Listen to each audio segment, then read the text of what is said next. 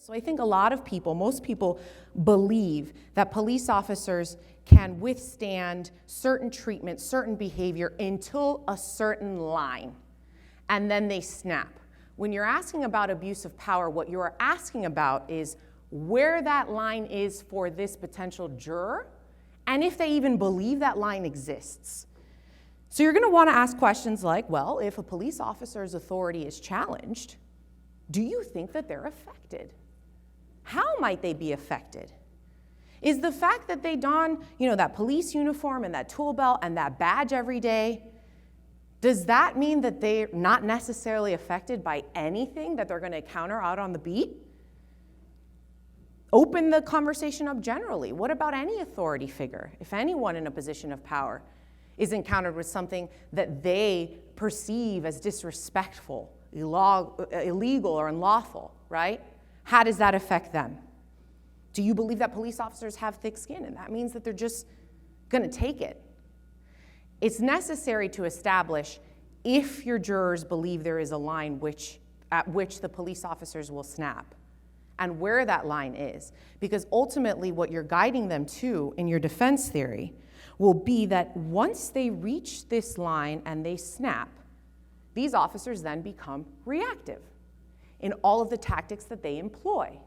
And this reaction and the need to come up with a narrative to justify their own illegal behavior is now why you're faced with these charges, why you get to meet this particular panel of people, why you have to protect your client from these unjust charges, right?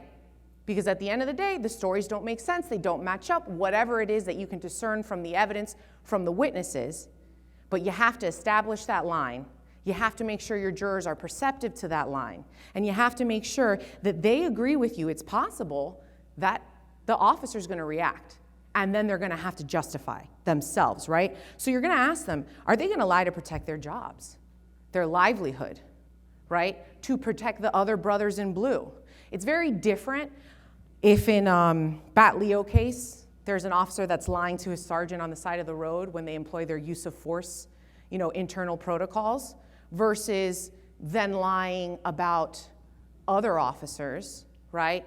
Coming in and lying in a pre-file conference to the prosecutor, coming in and lying and taking an oath in front of a jury, lying before all of them, lying when there's a judge in the room, right? So draw this out. You're going to want to know if jurors believe that for some officers, the ends justify the means, right? Is an officer going to bend the truth in order to protect the streets? Do you think that's okay? At what point? You're also going to get into whatever lane you pick for this officer, mistaken or lying. You do both. Are they lying or are they mistaken? A lot of times I see attorneys asking their panel members, well, let's talk about truthfulness, let's talk about police brutality, let's talk about the fact that they're going to abuse the badge, abuse their power, but we're not going to get into the fact that they've got more training and experience than the regular civilian witness. If you don't ask about this, I think you're leaving a lot of causes out there on the table, right? You're going to have a subsect of your panel that believes that police officers are just superhuman, right? They have been trained to be more perceptive, to pay more attention to detail in high-stress situations. And because of that, I'm going to believe them more. That's a cause. That's absolutely a cause. So you're going to want to ask them, are you more likely to give that weight to a police officer in high-stress situations? Is it that you tend to give a police officer more credibility because they are better able to perceive, make observations in these stressful situations?